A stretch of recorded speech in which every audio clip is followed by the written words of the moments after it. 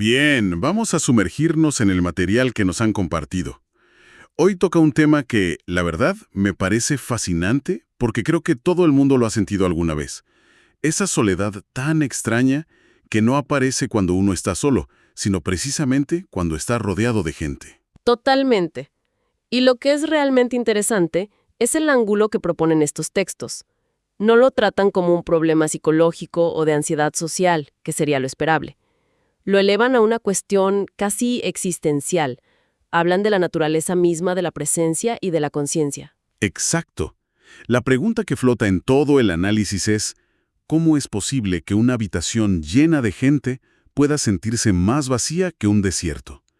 Los textos le ponen un nombre que es muy potente, la multitud ausente. Uf, sí. Hay una frase al principio que lo resume todo. La soledad que no existe cuando estás a solas. La soledad que solo la multitud puede producir. ¿Qué es eso? Es una descripción quirúrgica de la experiencia. Estás en una fiesta, en una reunión de trabajo, en el metro, y sientes una ausencia abrumadora. La paradoja, como señalan las fuentes, es brutal. Sí, Cuantas más personas hay, más obvio se vuelve que no hay nadie. No se refieren a un vacío físico, por supuesto, sino a lo que llaman un vacío de conciencia. pero, a ver, lo que me parece increíble es cómo distinguen entre tipos de soledad, porque estar solo no siempre es malo.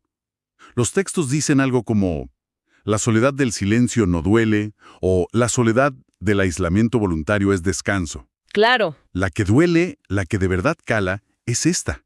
¿Por qué esa diferencia? porque esa soledad en particular, la que se siente entre la gente, revela un hecho que los textos califican de insoportable. Y es que un ser humano puede estar a 1 metro de ti, su cuerpo físico está ahí, pero su ser, su conciencia, está a años luz de distancia. ¡Wow! Está ahí, cito, muerto para el instante. Es la intuición de que, aunque hay cuerpos, no hay nadie en casa. Y sentir eso en masa es desolador. Ok, muerto para el instante. Es una idea fuertísima. Y claro, el material no se queda ahí. Propone una causa para esta ausencia generalizada. Habla de que cada persona vive encerrada en una especie de cápsula psicológica. O un monólogo narrativo constante. Eso. Usan metáforas muy visuales para describirlo. Hablan de una membrana invisible que amortigua al mundo. Una cámara de eco. Una cámara de eco donde solo rebotan nuestras propias ideas. O burbujas semánticas que nos aíslan. Por eso dicen que una multitud no es realmente un encuentro humano, sino un enjambre de yoes. Un enjambre de yoes. Me imagino a un montón de burbujas chocando entre sí pero sin tocarse nunca de verdad. Pero, ¿qué es lo que infla esas burbujas? ¿De qué están hechas? ¿Cómo explican las fuentes este mecanismo? Ahí es donde introducen una distinción, que es el corazón de todo el argumento. La diferencia entre lo que llaman el mapa y el territorio. Es la idea central para entender todo lo demás. A ver, mapa y territorio. Déjame ver si lo entiendo con un ejemplo. El territorio sería la lluvia que está cayendo ahora mismo fuera, el sonido de las gotas, la sensación de humedad. Ujú. Y el mapa sería mi pensamiento. Qué fastidio, se me va a arruinar el pelo, seguro llego tarde, este día ya empezó mal. ¿Voy por ahí? No podrías haberlo descrito mejor. Es exactamente eso. El territorio es la realidad cruda, directa, sensorial. El mapa es nuestro comentario sobre la realidad, nuestra interpretación, nuestro drama personal. Y el punto clave de los textos es que casi nadie vive en el territorio. Vivimos encerrados en nuestro mapa. Entendido. Pero entonces, ¿qué es lo que nos mantiene atrapados en ese mapa? Porque suena agotador. Aquí entra la otra pareja de conceptos que proponen, que está íntimamente ligada a la anterior, la del organismo frente al ventríloco. Un momento, el ventríloco. Eso suena a que no somos dueños de nuestros propios pensamientos. ¿Es eso lo que proponen? Porque suena bastante extremo, como si algo más hablara por nosotros. Es una metáfora fuerte, sin duda, y está elegida a propósito para impactar. No se refieren a que una fuerza externa nos controle, sino a que el mecanismo del pensamiento, una vez que está condicionado por años de hábitos, opera de forma tan automática y compulsiva que se siente como si tuviera vida propia. Ah, ok. Es esa voz incesante en la cabeza que narra, juzga, se preocupa, recuerda, sin que nosotros le demos permiso. Me recuerda a cuando intento meditar. Me siento 2 segundos y el ventríloco empieza con la lista del supermercado, un correo que olvidé mandar y esa tontería que dije en una fiesta en 2008. ¿Es a ese ruido al que se refieren? Precisamente a ese ruido. Ese es el ventríloco. Y lo que argumentan los textos es que esa voz, ese narrador compulsivo, ha secuestrado al organismo. ¿Secuestrado? El organismo, tu cuerpo, tus sentidos, es el que de hecho está aquí y ahora, en el territorio. Pero su experiencia directa ha sido opacada, secuestrada por el drama mental del ventrílocuo que lo obliga a vivir dentro del mapa. Así, una multitud no es un grupo de organismos encontrándose en la realidad, Claro. sino un montón de ventrílocos transmitiendo en paralelo cada uno desde su propia burbuja. ¡Wow! O sea que, en resumen, no vemos el mundo, vemos nuestra historia sobre el mundo. Y esa historia nos aísla. Visto así, el problema de fondo, según esto, es nuestra relación con el tiempo. Hay una fórmula en los textos que me pareció brutal. Decía algo como, el ser humano promedio pasa un 50% del tiempo en la memoria, un 50% en la proyección, Y un 0% en el instante. 0%. Es una afirmación radical, una hipérbole para sacudirnos, pero nos obliga a preguntarnos, ¿cuánto de nuestro día pasamos realmente prestando atención a lo que tenemos enfrente, en lugar de a la película que se proyecta en nuestra mente? La idea es que vivimos en un tiempo psicológico, pasado y futuro, no en el tiempo real, que es siempre y únicamente ahora. Esto plantea una pregunta tremenda. Si casi nadie está realmente aquí y ahora, ¿cómo diablos se supone que vamos a conectar de verdad con alguien? Esa es la clave. Los textos aclaran que no es que la gente no quiera conectar, no es por mala voluntad, es que literalmente no están disponibles para hacerlo. No están disponibles. Su atención, que es el portal de la conciencia, está ocupada en otro lado, reviviendo una discusión de ayer o ensayando una conversación para mañana. Su cuerpo está en la silla, pero su ser está en otro tiempo, en otro lugar. ¿A esto se refieren entonces cuando dicen que somos una especie entera viviendo fuera del tiempo real o en diferido? Es que es una idea muy desoladora si lo piensas. Es muy fuerte, porque lo dramático, señalan, no es solo que este estado de desconexión exista, sino que lo consideramos completamente normal. Es el estado por defecto. El default, claro. La cultura nos entrena para esto desde niños. Creemos que pensar sin parar es ser inteligente, que preocuparse por el futuro es ser responsable. El silencio del presente, el puro estar, nos parece aburrido o incluso amenazante. Pero espera, voy a ser de abogado del diablo. ¿No es esa voz interna, ese ventríloco, lo que nos permite planificar, crear, aprender de los errores? ¿No es simplemente pensar? Me cuesta verlo como algo inherentemente negativo. Es una objeción fundamental, y los textos la anticipan.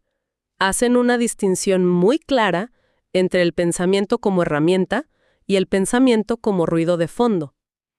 El pensamiento herramienta lo usas a voluntad, para resolver un problema, para diseñar un puente, para decidir qué cocinar. Lo enciendes y lo apagas. Exacto, lo enciendes, lo usas y lo apagas. El ventrílocuo es el pensamiento ruido, un monólogo que nunca se calla, que comenta todo, que no sirve para nada útil la mayor parte del tiempo.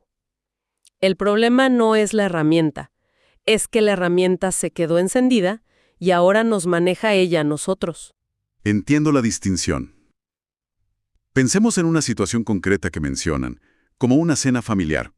Uno está ahí y en lugar de percibir directamente, ver la expresión en la cara de tu hermano, escuchar de verdad el timbre de su voz, saborear la comida, la mente del ventríloco está a toda máquina. Exacto.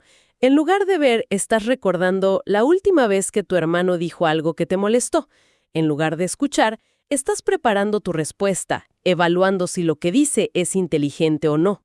El ruido automático del ventrílocuo ocupa todo el ancho de banda de la conciencia y la experiencia real, el territorio, apenas llega como un eco lejano. Y la consecuencia de eso para la conexión humana es demolidora. Porque si yo estoy atrapado en mi monólogo y tú en el tuyo, nunca nos encontramos. El texto dice que el yo, esa narrativa interna, es incompatible con la presencia. Es que es la arquitectura misma del sistema. Por eso se argumenta que los demás no pueden vernos a nosotros realmente, solo ven la función que cumplimos dentro de su propia película mental. Claro. No te ven a ti, ven a la persona que siempre me interrumpe, o a el experto que me puede ayudar con esto, o a alguien que me recuerda a mi primo.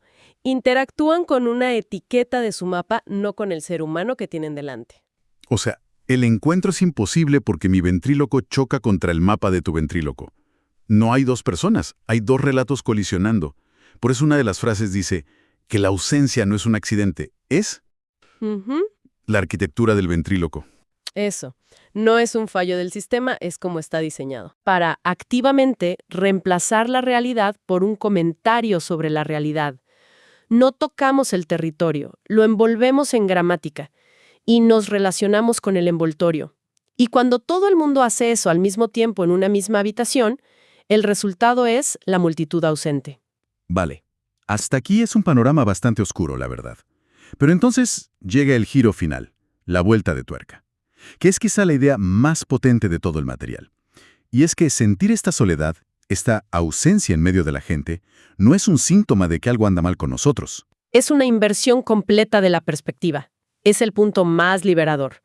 Normalmente, si te sientes solo en una fiesta, el primer pensamiento es, ¿qué me pasa? ¿Por qué no encajo? Soy un bicho raro. Totalmente. Estos textos dicen, no, para, el problema no eres tú. El hecho de que sientas ese vacío es en realidad una prueba de tu lucidez. A ver, explícame eso un poco más. ¿Sentirme mal en una fiesta es una buena señal? Suena totalmente contraintuitivo. Lo es. Pero el argumento es el siguiente. Para poder percibir una ausencia, tienes que estar en alguna medida presente. Si estuvieras tan perdido en tu propio monólogo como los demás, ni siquiera te darías cuenta del vacío. Ah, claro. Simplemente estarías en tu burbuja, chocando con otras burbujas, y te parecería normal. Sentir el vacío significa que una parte de ti ha salido de la burbuja y está mirando alrededor, en el territorio, y se da cuenta de que no hay nadie más allá afuera. O sea, ¿qué significa que estamos lo suficientemente presentes como para percibir la ausencia generalizada en los demás? Sentimos el contraste, como si fuéramos la única persona despierta en una habitación llena de sonámbulos. Exactamente. Por lo tanto, sentir esta soledad no revela un vacío en ti, sino un vacío en ellos. Expone un hecho incómodo, que la presencia humana genuina es un fenómeno extraordinariamente raro. Demuestra que estás percibiendo algo que la norma cultural ignora, que casi nadie habita su cuerpo, que la mayoría de la gente vive en piloto automático, dirigida por su ventríloco. Uf, Y aquí viene la frase más afilada de todas. La multitud no está ausente de ti, está ausente de sí misma. Ausente de sí misma. Eso lo cambia todo. Te quita de encima un peso enorme, el de la culpa o la sensación de ser inadecuado por no conectar en una desconexión que se ha vuelto a la norma.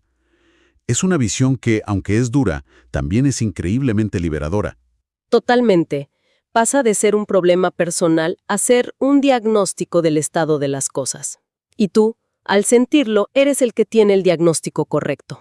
Entonces, para recapitular el viaje que hemos hecho, empezamos con esa sensación tan común y dolorosa de soledad en una multitud, y, guiados por estos textos, hemos entendido que no es un fallo nuestro, sino una consecuencia de cómo opera la mente humana condicionada, Atrapada en el mapa de su ventríloco. viviendo en un tiempo psicológico entre el pasado y el futuro, y cambiando la realidad por un comentario mental sin fin. Y hemos llegado a la conclusión, siguiendo estas fuentes, de que sentir esa ausencia es, paradójicamente, una señal de presencia. Es la primera grieta en la cápsula psicológica, una invitación a habitar el territorio de forma más plena. Sin duda, es una perspectiva que te deja pensando. Y como reflexión final para quien nos escucha, los textos dejan flotando una idea muy provocadora. Si, como dicen, la mayoría de los seres humanos están psicológicamente muertos mientras el cuerpo aún respira, la pregunta que queda en el aire no es tanto sobre los demás, sino sobre uno mismo. ¿Qué se necesitaría aquí y ahora para despertar a la presencia?